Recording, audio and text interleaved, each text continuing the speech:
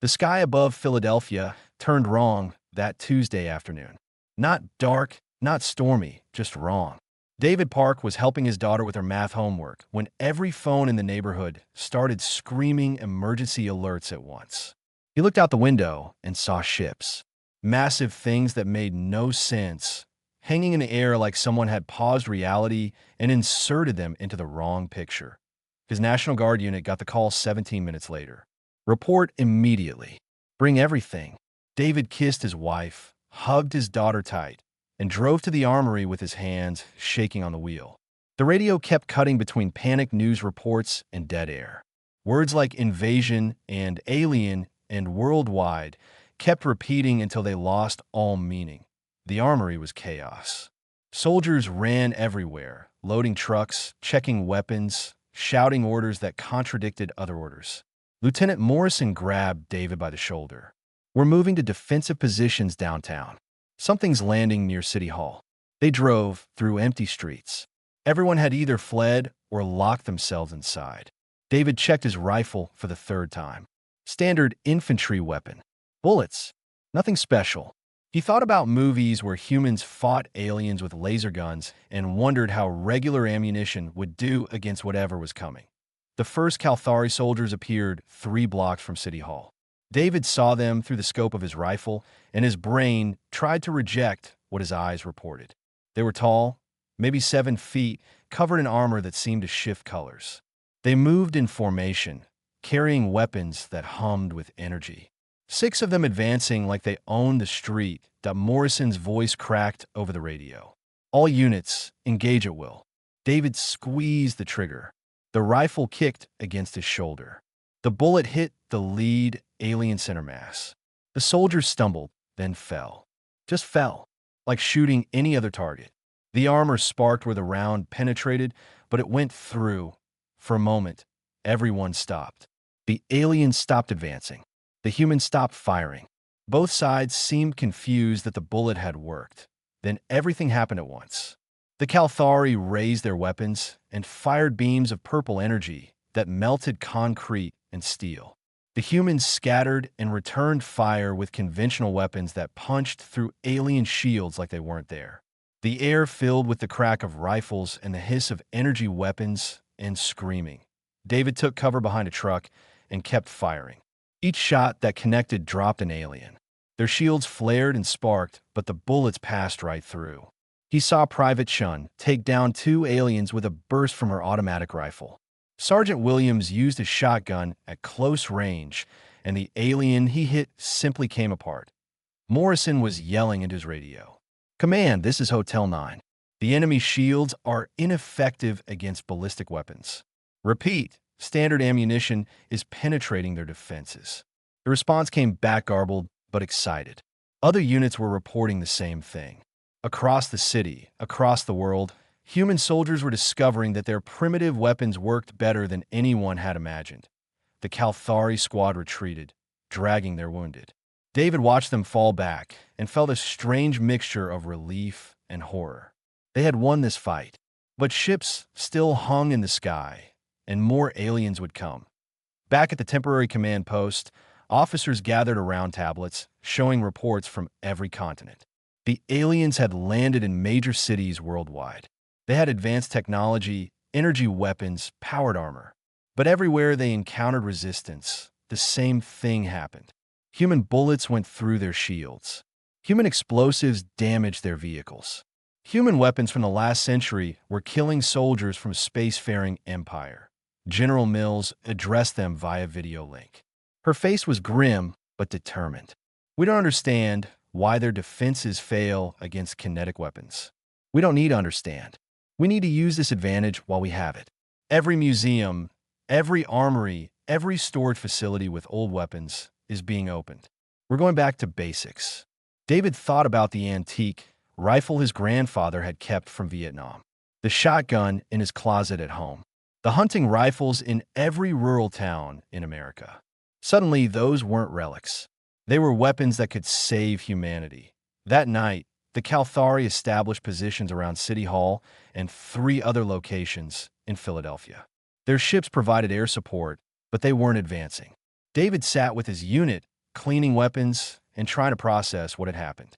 They had killed aliens today, actual aliens, and they had done it with tools humans had used for 200 years. Private Chin sat next to him. My dad has a collection of old military rifles. From World War II, Korea, all that. He always said they were built to last forever. Guess he was right. David nodded. My grandfather used to say that fancy technology breaks. Simple machines keep working. Thought he was just being old-fashioned. Morrison joined them, his face lit by the glow of his tablet. Command wants us ready to move at dawn. They're planning counterattacks across the city. Intelligence says the aliens are confused. Their whole military doctrine doesn't account for projectile weapons. They haven't fought against bullets in centuries. Why not? Chen asked. Morrison shrugged. Best guess.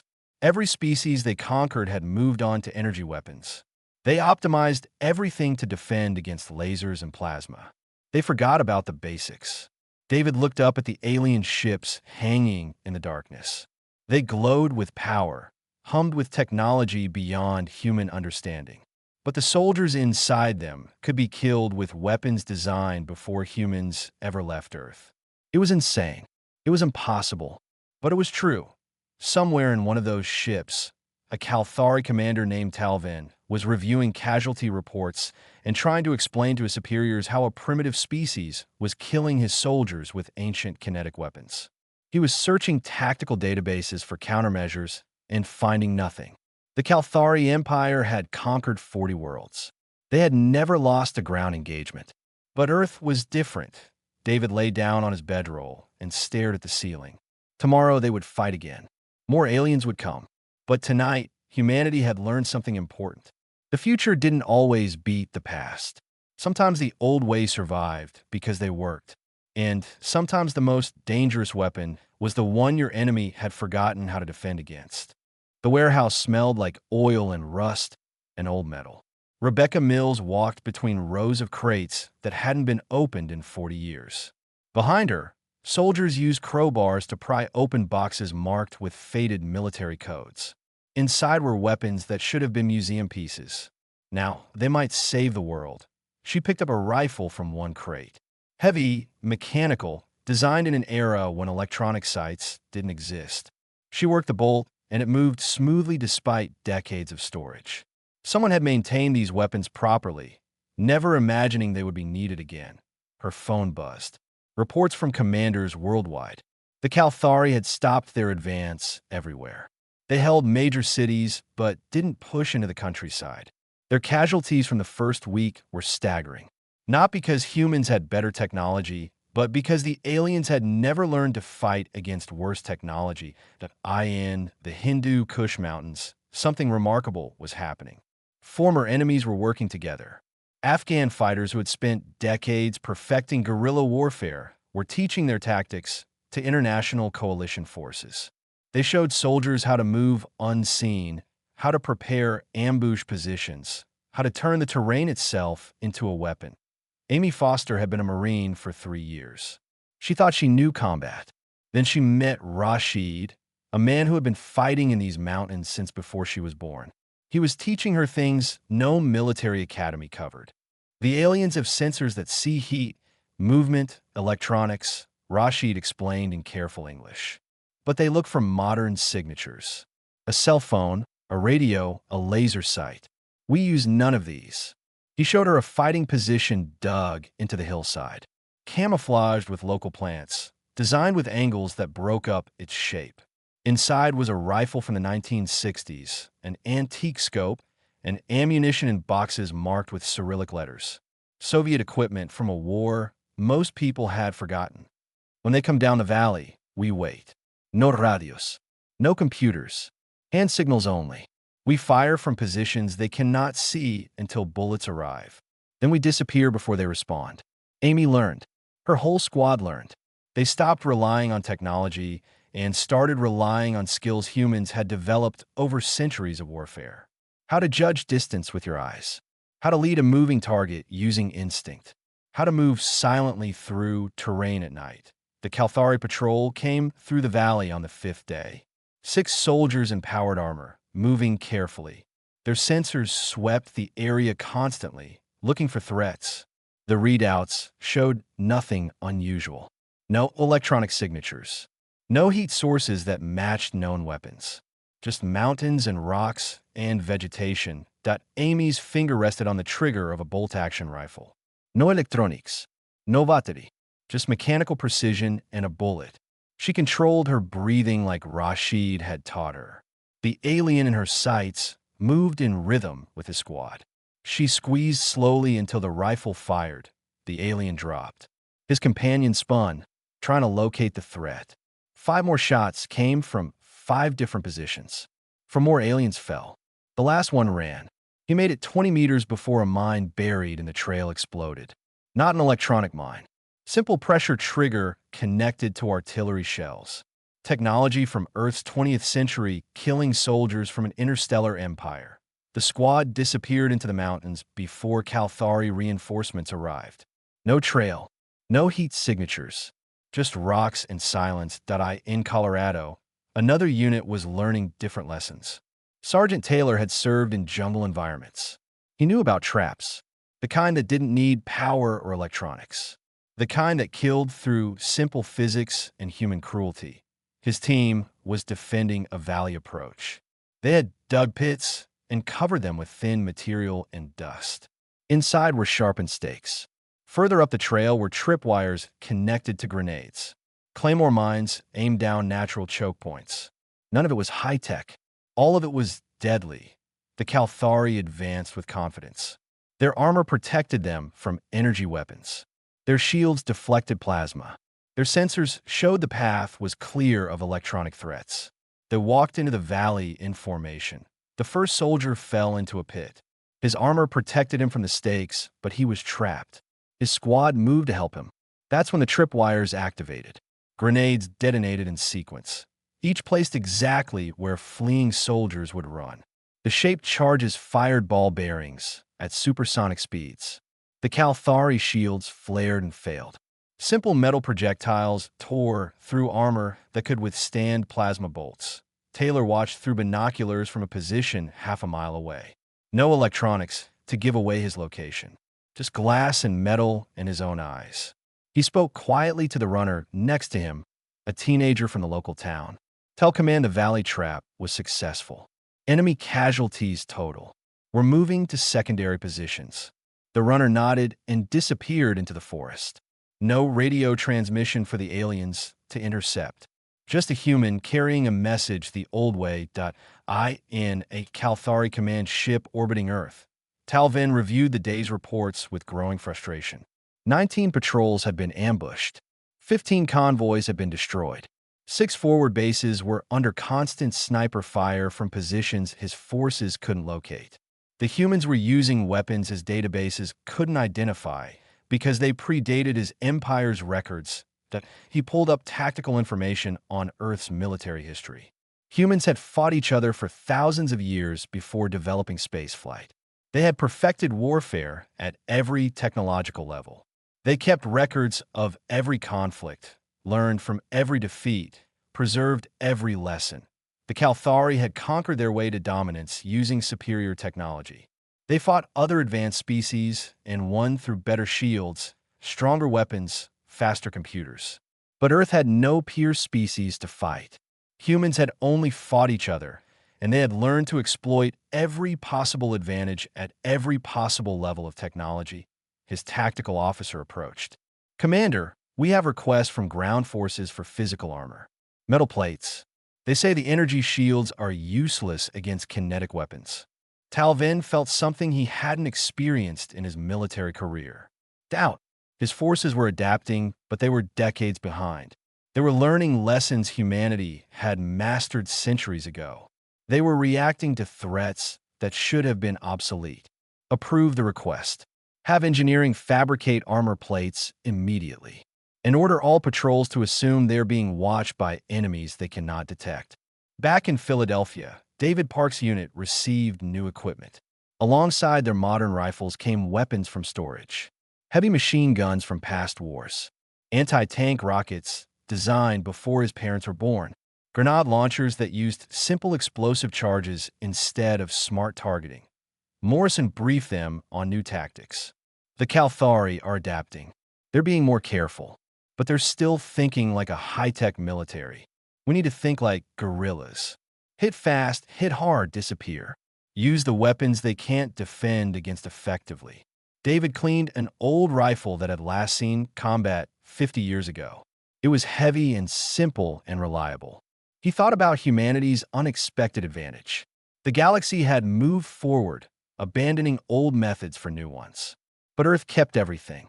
Every weapon, every tactic, every hard lesson learned in blood. The aliens had forgotten how to fight the old way. Humans never had the chance to forget, and now that difference might save them. The museum director's hands shook as he unlocked the vault.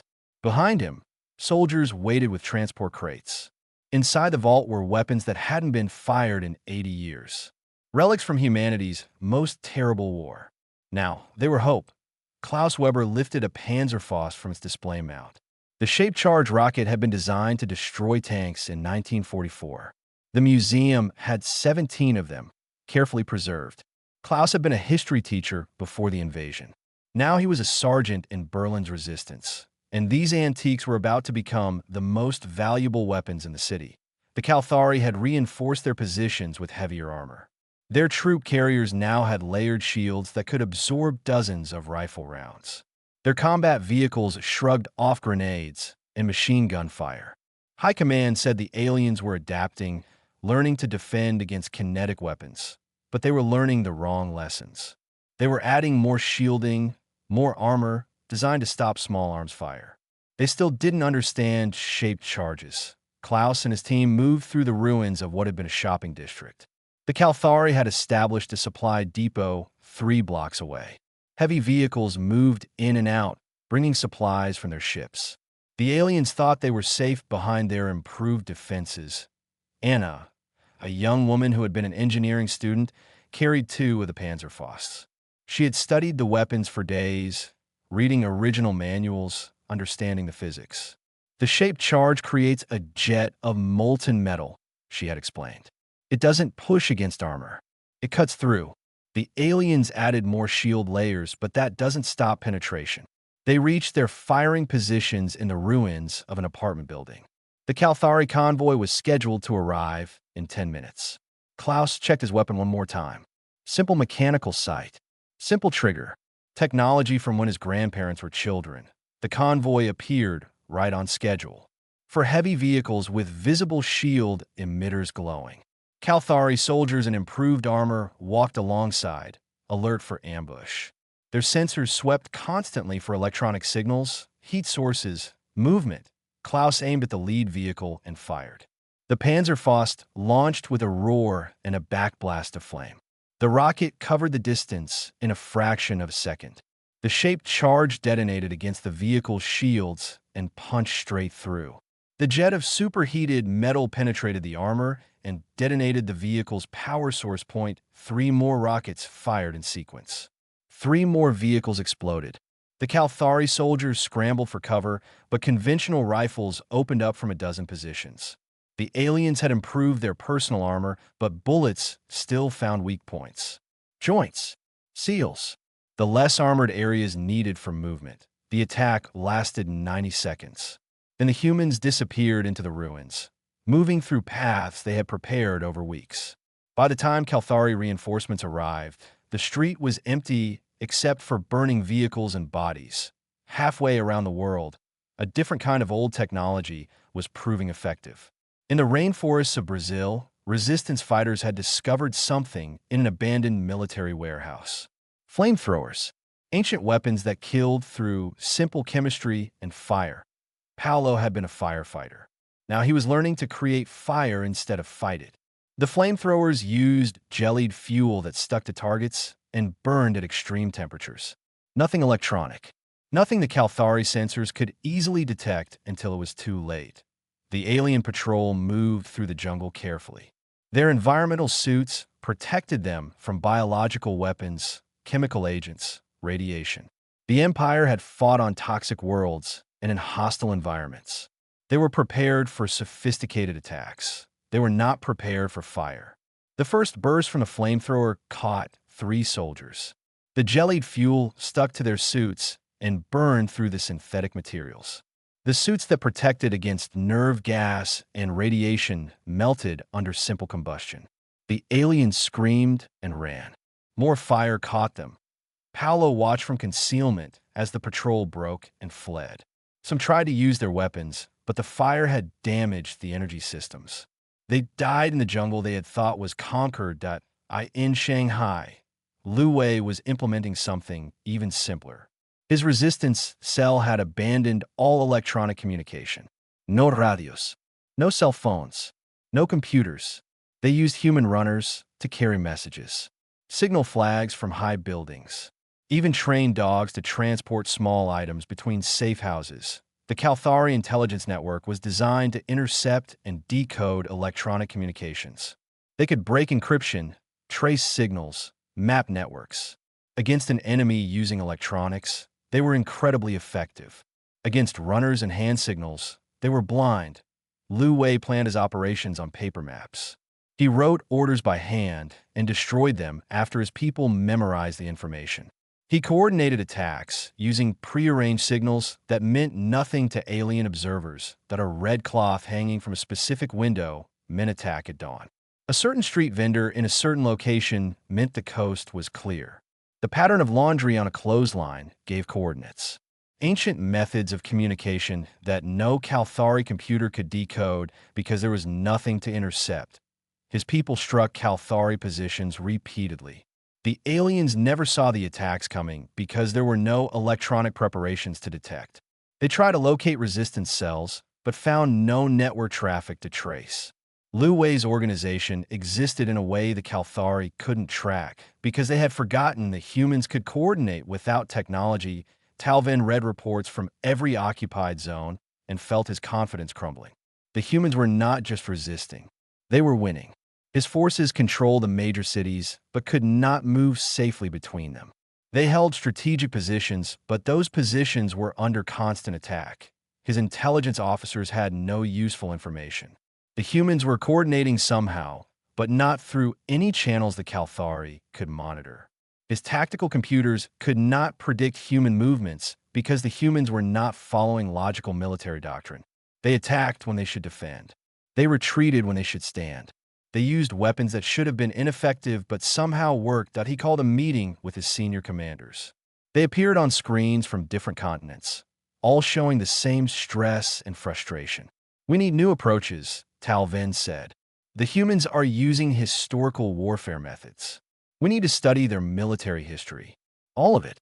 Learn how they fought each other before they had energy weapons." One commander objected. "That will take months, possibly years. They have thousands of years of warfare to study. Then we need to learn faster than they can teach each other," Talvin replied. But even as he said it, he knew the problem. The humans were not learning. They already knew. Every tactic his forces encountered was already documented in human history. The humans were applying lessons from centuries of conflict. The Calthari were starting from scratch. In Philadelphia, David Park trained with weapons his great-grandfather might have used. Heavy rifles with manual actions, grenades with simple fuses, landmines with mechanical triggers. Each weapon was reliable, simple, and deadly to an enemy who had forgotten such things existed. General Mills visited their position personally. She looked tired but determined. "You are all doing incredible work." The aliens expected an easy conquest. They thought we were primitive. They were wrong. We are not primitive. We are comprehensive. We never forgot any method of warfare. We kept everything and learned from everything. Now that knowledge is our greatest weapon. David thought about the irony. Humanity had always dreamed of matching alien technology, of building energy weapons and force fields. But when the test came, it was the old ways that saved them. The simple tools, the basic tactics, the fundamental understanding that sometimes the best weapon was not the newest one, but the one your enemy could not defend against. Night fell over the occupied city. In the darkness, humans moved with skills learned over millennia of warfare. They were hunters, guerrillas, soldiers, and they were teaching the galaxy an old lesson that advanced civilizations had forgotten. Technology could be countered, but adaptability, knowledge, and a willingness to use any tool that work could not. Rain hammered the Australian outback as Peter and Gwyn moved through the darkness. Behind him, three Aboriginal trackers moved silently despite the storm. They had taught him to read the land in ways his military training never covered. How to find paths through impossible terrain. How to see signs others would miss. How to move like part of the landscape itself. The Kalthari base sat in what the aliens thought was an isolated position, surrounded by harsh terrain that their sensors said was impassable. They had chosen it because no conventional military force could approach undetected. But the trackers knew this country. Their ancestors had lived here for 50,000 years. They knew paths the satellites could not see and the sensors would not detect. William, the eldest tracker, stopped and pointed. In the darkness, Peter saw nothing. Then his eyes adjusted, and he made out the shape of a guard tower. The Kalthari had motion sensors and thermal cameras watching the approaches. Standard military technology. But the technology watched the standard approaches. The trackers led them along a dry creek bed that twisted through rocky terrain. The route took 3 times longer than a direct approach, but they moved through blind spots in the sensor coverage, places where the terrain created shadows in the detection grid. The Kalthari had deployed their sensors according to standard doctrine. The trackers navigated around that doctrine using knowledge older than the Empire. They reached the perimeter at midnight. Peter and his team carried backpacks loaded with explosives. Not smart bombs or guided missiles. Simple chemical explosives with mechanical timers. They placed charges at structural points in the base identified from stolen plans. Load-bearing supports, power junctions, fuel storage. The timers were synchronized using watches. No electronic signals. No radio detonators. Just mechanical clockwork that would trigger in 90 minutes. Enough time to get clear, they withdrew the way they came. The sensors never registered their presence. The guards never saw them. By the time the explosives detonated, Peter and his team were 5 kilometers away. The Kalthari base simply collapsed. Support structures failed and buildings came down. Secondary explosions from fuel storage spread the destruction. Nearly 300 aliens died in the attack, and the survivors found themselves stranded in hostile terrain with no supplies. News of the attack spread through human resistance networks. Not through intercepted communications, but through the old method. Word of mouth. Runners carrying news between settlements. Handwritten messages passed along trusted chains. The Kalthari listened to every electronic channel and heard nothing. In the North Atlantic, a different kind of victory was unfolding. Commander Patricia Hayes stood on the bridge of a destroyer that had been scheduled for decommissioning before the invasion.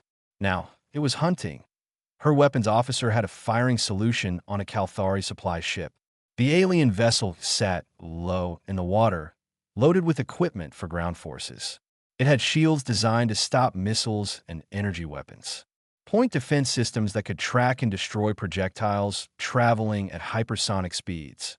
Hayes ordered the torpedo launch. The weapons were 40 years old, designed before smart guidance and AI targeting. They moved slowly by modern standards, just propellers pushing simple metal shapes through the water. The Kalthari detected the launch and activated defenses. Their computers calculated intercept vectors for missiles. Their energy weapons powered up to destroy incoming threats. Then the torpedoes arrived at 60 kilometers per hour through the water, and the point defense systems could not track them. The targeting computers were optimized for missiles traveling at Mach 5. They could not adjust to targets moving at ship speeds through a different medium. Point 3 torpedoes struck the supply vessel below the waterline. The shaped charges punched through the hull, and the ship began to sink. Kalthari crew scrambled to escape as the vessel listed and went down in 15 minutes. Point 2 more supply ships went down the same way. The aliens adjusted tactics and began traveling in groups with destroyer escorts. But human submarines were already hunting. Old attack boats using passive sonar. No active pings that the Kalthari could detect. Just patient listening and careful maneuvering. The submarine captain waited 3 days for the perfect shot. A Kalthari convoy passing through a narrow channel. He fired a spread of torpedoes from close range and got 4 hits on 3 ships. Then he dove deep and ran silent while alien forces searched for him. They dropped depth charges in patterns designed by their computers.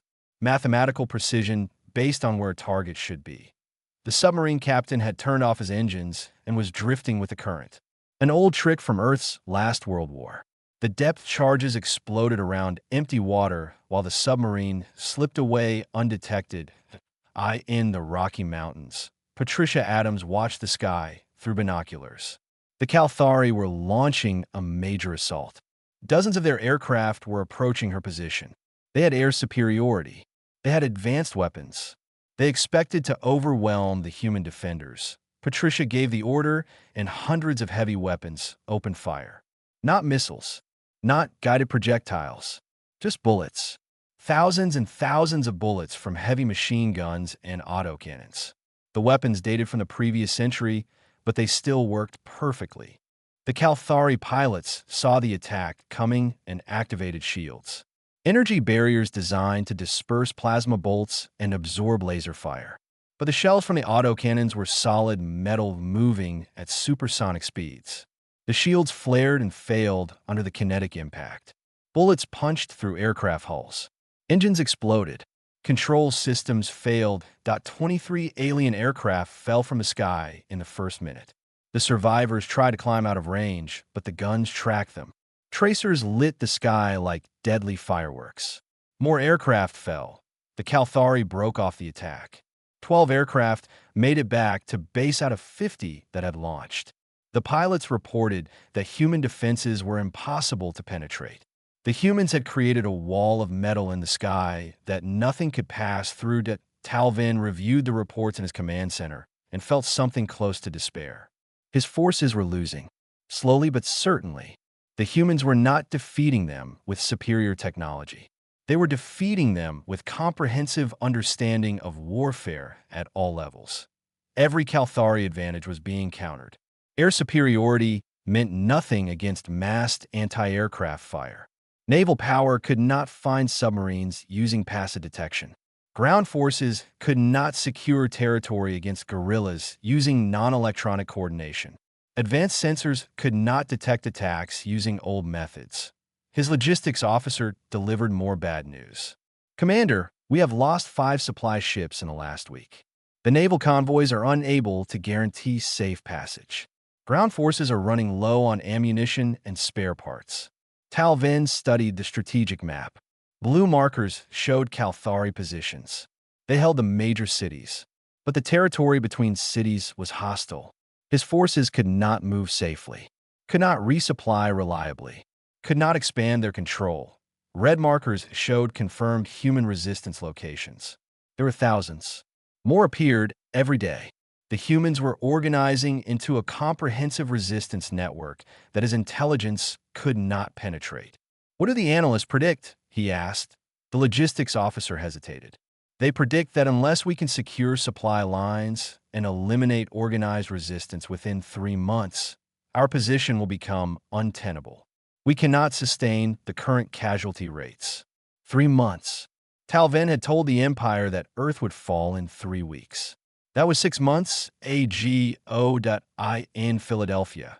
David Park listened to the radio broadcast, not from Kalthari sources, but from human resistance. Shortwave radio, an old technology the aliens mostly ignored because it was so limited, but it worked for spreading information between human groups. The broadcast reported victories worldwide, cities being retaken, Kalthari forces retreating, supply lines being cut. The tide was turning. Morrison entered the room with new orders. We are going on the offensive. Coordinated attacks across the city tomorrow at dawn. We are taking back Philadelphia. David checked his weapons. A modern rifle, an old shotgun, grenades from 3 different decades, body armor that was part ballistic plate and part captured alien material. A hybrid soldier for a hybrid war that he thought about his daughter and his wife, safe in a refugee camp in the countryside. He thought about the aliens who had invaded his home, thinking humanity was primitive and weak. They had learned different. Humanity was not primitive. Humanity was experienced. Thousands of years of warfare had taught them every possible lesson. They had kept every weapon, remembered every tactic, preserved every hard-won piece of knowledge. And when an enemy came who had forgotten the basics, who had optimized for only one kind of warfare, that comprehensive knowledge became an unstoppable advantage. The Kalthari had made a simple mistake. They had assumed that advancement meant abandoning old methods. Humanity had learned that advancement meant adding new methods to old ones. Never forgetting, always adapting. Using whatever worked, tomorrow they would attack. Using rifles and rockets, grenades and guile, bullets and bravery. They would take back their city, and eventually they would take back their world. The captured Kalthari workshop hummed with activity as human engineers swarmed over alien equipment. Sarah Kim had been an automotive engineer before the invasion. Now she was helping reverse engineer technology that should have been centuries beyond human understanding. But she had an advantage. She understood simple machines. And at their core, even alien devices followed basic physical principles. She examined a Kalthari energy cell. Compact, powerful, designed to run their weapons and equipment for months without recharging. Her team had been tasked with finding a way to use these cells with human weapons. The problem is the output, her assistant explained. It is designed to power plasma weapons. The discharge pattern does not match what our railguns need. Sarah studied the specifications they had managed to translate. Then she laughed. We are overthinking this. Look at the basic function. It stores energy and releases it. We do not need to match their discharge pattern. We need to build an adapter that converts their output to our input. It took 3 days of work, building physical adapters using basic electronics, capacitors and resistors and transformers. Technology from Earth's industrial age interfacing with power sources from an interstellar empire. It should not have worked, but it did. The first test fire of a railgun powered by Kalthari energy sent a tungsten rod through 6 inches of steel plate. The projectile traveled at speeds that made conventional bullets look slow. And the energy cell still had 90% charge remaining. Thus, Sarah's team immediately began mass production of the adapters. Within a week, human forces worldwide were using hybrid weapons. Alien power sources driving human projectile weapons. The worst of both worlds for the Kalthari. The penetrating power of kinetic weapons combined with the sustained firepower of energy technology. In the skies above Alaska, pilot Robert Shaw tested another hybrid. His fighter jet had been retrofitted with a captured Kalthari propulsion system. The human engineers had not tried to understand the alien technology completely. They had just mounted it to a conventional aircraft frame and connected it to human controls. The jet performed beyond anything in Earth's arsenal. The alien propulsion provided speed and maneuverability that no human engine could match. But the weapons were still missiles and cannons. Projectiles the Kalthari could not easily defend against launch from a platform that matched their own capabilities. Robert engaged a Kalthari patrol fighter in aerial combat. The alien pilot was skilled and his ship was designed for space combat. But Robert had trained in atmospheric flight his entire career. He understood things like air resistance and gravity and using terrain for cover. The alien pilot fought like he was in vacuum. The fight lasted 90 seconds. Robert used the hybrid jet's superior speed to position himself, then fired a burst from his rotary cannon. Tungsten rounds punched through the Kalthari fighter's shields and tore it apart. The alien ship fell burning into the Arctic wilderness. Command had 30 more hybrid fighters under construction. More were being planned. The technology gap was closing not because humans had learned to build energy weapons, but because they had learned to power their existing weapons with captured technology. In Philadelphia, David Park's unit prepared for the major offensive. They had new equipment, railguns with alien power cells, communication systems that were hybrid mechanical electronic, designed to work even under jamming. Body armor that combined human ballistic plates with salvaged alien shielding materials. But the core tactics remained the same. Infantry advancing with rifle support. Heavy weapons providing suppressing fire. armor moving in coordinated patterns. Military doctrine developed over centuries of human warfare, now enhanced with selective technology integration. Morrison briefed the assault teams. The Kalthari know we are coming. They have fortified their positions around City Hall. They have learned to defend against kinetic weapons. They have physical barriers, overlapping fields of fire, defensive positions designed by their tactical computers. He paused and smiled. They have prepared for a conventional assault. We're not going to give them one. The attack began at dawn, but not with a frontal assault. Human forces moved through the subway system, approaching from below. The tunnels had been surveyed by city workers who knew every passage and maintenance shaft. The Kalthari sensors watched the streets above while soldiers emerged from underground. David and his squad came up through a subway grate 3 blocks from the alien command post. They moved fast through streets the Kalthari thought were secure. Behind them, more teams emerged from different points. The assault came from 12 directions at once. Kalthari defenses were strong where they expected attack and weak where they thought they were safe. Human forces exploited those gaps ruthlessly. They used shaped charges to breach barriers, flamethrowers to clear fortified positions. Simple grenades rolled into defensive emplacements. The fighting was brutal and close. The Kalthari fell back to secondary positions. But those positions were targeted by railgun fire from hybrid emplacements. The tungsten projectiles punched through their barriers like they were paper. By noon, human forces controlled half the city center. The Kalthari were retreating to their final defensive line around their landing ships.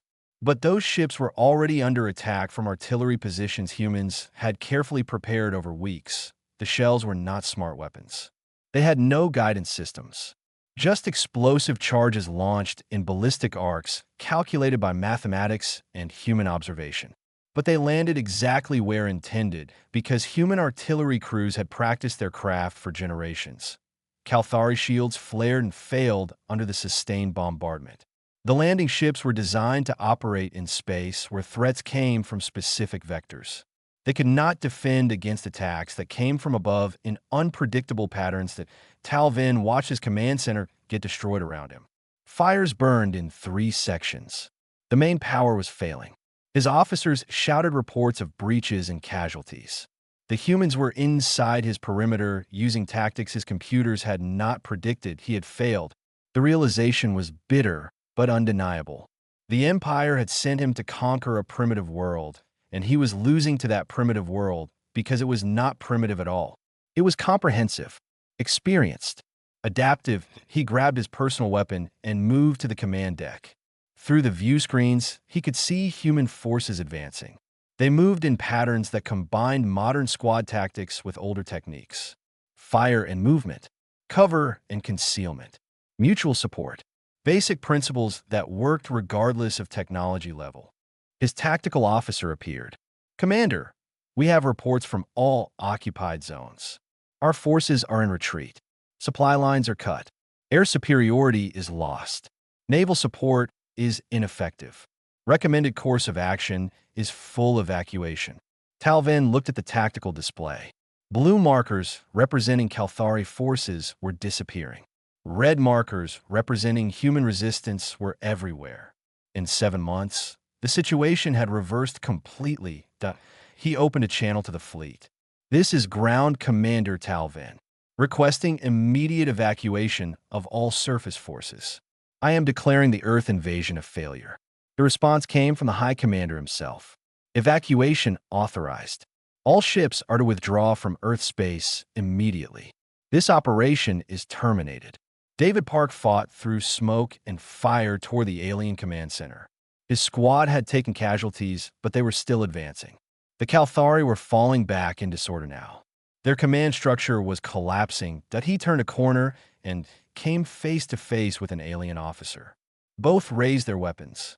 Then the alien lowered his. Through his translator, Talvin spoke. "We surrender this position. Your forces have won." David kept his weapon trained on the alien, but nodded slowly. Behind him, more human soldiers arrived. They secured the alien officers and began clearing the building. Morrison appeared and clasped David's shoulder. City Hall is ours. The aliens are evacuating. We won. Through the broken walls, they could see Calthari ships lifting off, rising through the atmosphere and accelerating toward orbit, leaving Earth behind. The battle continued for 3 more days as remaining alien forces withdrew. But the outcome was no longer in doubt.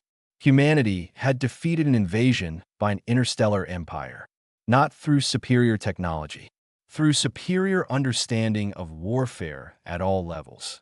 Rebecca Mills stood in the Capture Command Center and listened to reports from around the world. The Calthari were withdrawing everywhere. Their fleet was leaving Earth's space. The occupation was over. She thought about how close it had been. If the aliens had adapted faster, if they had not been so dependent on their advanced technology, if they had remembered the basics of warfare, the outcome could have been different, but they had forgotten, and humanity had not. Every lesson learned in thousands of years of human conflict had been preserved and applied. From ancient siege tactics to modern combined arms warfare, from simple traps to complex logistics, humanity had kept everything and used everything. The war was not over. The Calthari Empire was still out there.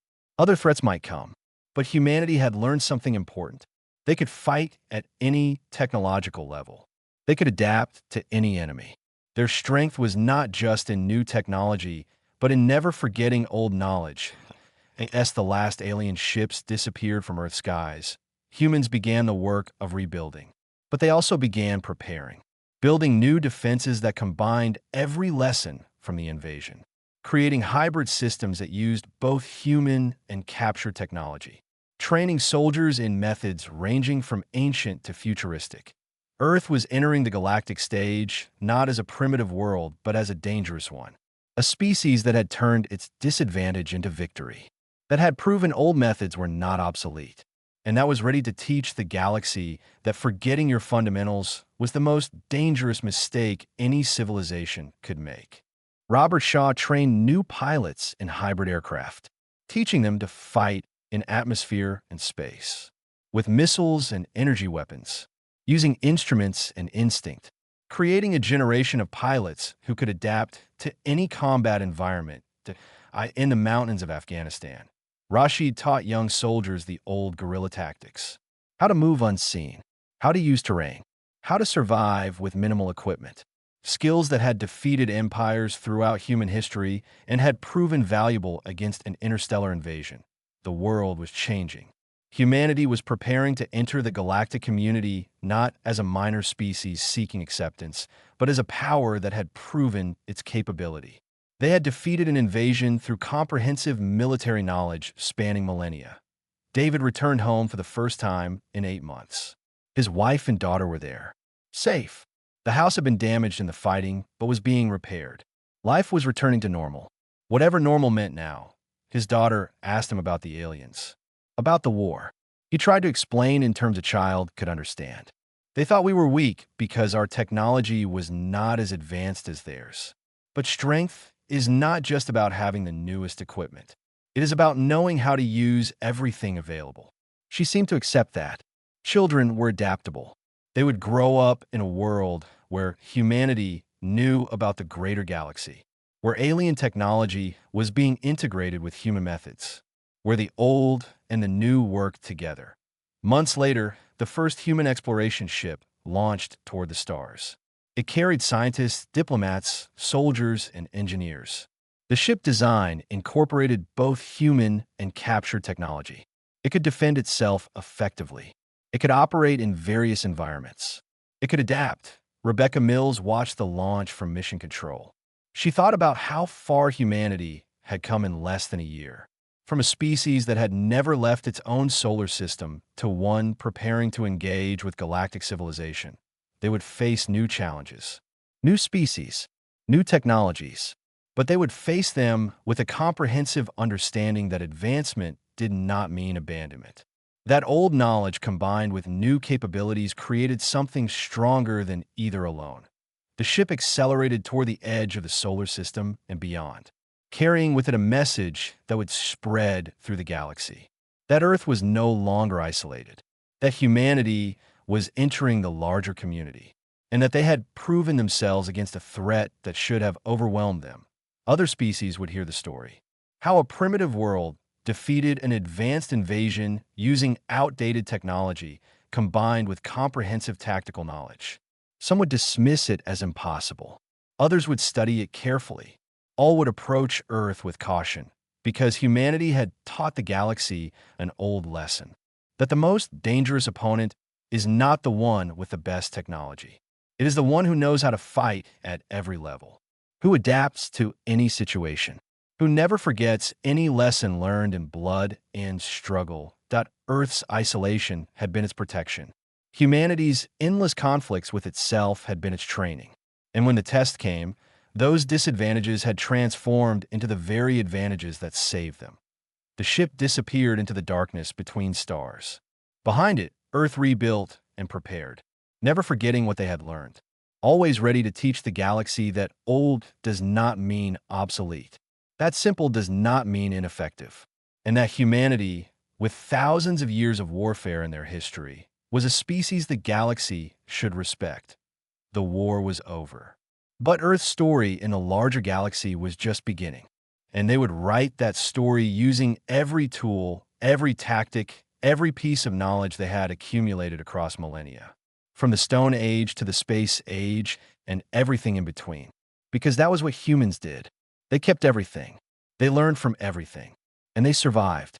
Robert Shaw trained new pilots in hybrid aircraft, teaching them to fight in atmosphere and space, with missiles and energy weapons, using instruments and instinct, creating a generation of pilots who could adapt to any combat environment. In the mountains of Afghanistan, Rashid taught young soldiers the old guerrilla tactics, how to move unseen, how to use terrain, how to survive with minimal equipment, skills that had defeated empires throughout human history and had proven valuable against an interstellar invasion. The world was changing. Humanity was preparing to enter the galactic community not as a minor species seeking acceptance, but as a power that had proven its capability. They had defeated an invasion through comprehensive military knowledge spanning millennia. David returned home for the first time in 8 months. His wife and daughter were there, safe. The house had been damaged in the fighting, but was being repaired. Life was returning to normal, whatever normal meant now. His daughter asked him about the aliens, about the war. He tried to explain in terms a child could understand. They thought we were weak because our technology was not as advanced as theirs. But strength is not just about having the newest equipment. It is about knowing how to use everything available. She seemed to accept that. Children were adaptable. They would grow up in a world where humanity knew about the greater galaxy, where alien technology was being integrated with human methods, where the old and the new worked together. Months later, the first human exploration ship launched toward the stars. It carried scientists, diplomats, soldiers, and engineers. The ship design incorporated both human and captured technology. It could defend itself effectively. It could operate in various environments. It could adapt. Rebecca Mills watched the launch from mission control. She thought about how far humanity had come in less than a year, from a species that had never left its own solar system to one preparing to engage with galactic civilization. They would face new challenges, new species, new technologies, but they would face them with a comprehensive understanding that advancement did not mean abandonment. That old knowledge combined with new capabilities created something stronger than either alone. The ship accelerated toward the edge of the solar system and beyond, carrying with it a message that would spread through the galaxy. That Earth was no longer isolated, that humanity was entering the larger community, and that they had proven themselves against a threat that should have overwhelmed them. Other species would hear the story. How a primitive world defeated an advanced invasion using outdated technology combined with comprehensive tactical knowledge. Some would dismiss it as impossible.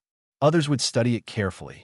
All would approach Earth with caution, because humanity had taught the galaxy an old lesson, that the most dangerous opponent is not the one with the best technology. It is the one who knows how to fight at every level, who adapts to any situation, who never forgets any lesson learned in blood and struggle. Earth's isolation had been its protection. Humanity's endless conflicts with itself had been its training. And when the test came, those disadvantages had transformed into the very advantages that saved them. The ship disappeared into the darkness between stars. Behind it, Earth rebuilt and prepared, never forgetting what they had learned. Always ready to teach the galaxy that old does not mean obsolete. That simple does not mean ineffective. And that humanity, with thousands of years of warfare in their history, was a species the galaxy should respect. The war was over. But Earth's story in a larger galaxy was just beginning. And they would write that story using every tool, every tactic, every piece of knowledge they had accumulated across millennia. From the Stone Age to the Space Age and everything in between. Because that was what humans did. They kept everything. They learned from everything. And they survived.